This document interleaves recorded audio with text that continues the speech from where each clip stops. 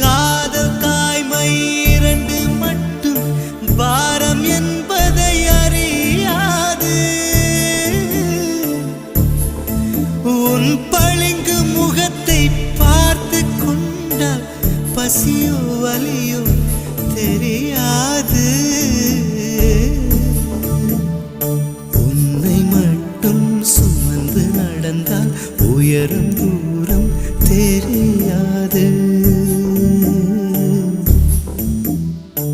உன்னை மட்டும் சுமந்து நடந்தால் உயரும் தூரம் தெரியாது. உன்மேல் வந்தொரு பூ விழுந்தால் என்னால் தாங்க முடியாது.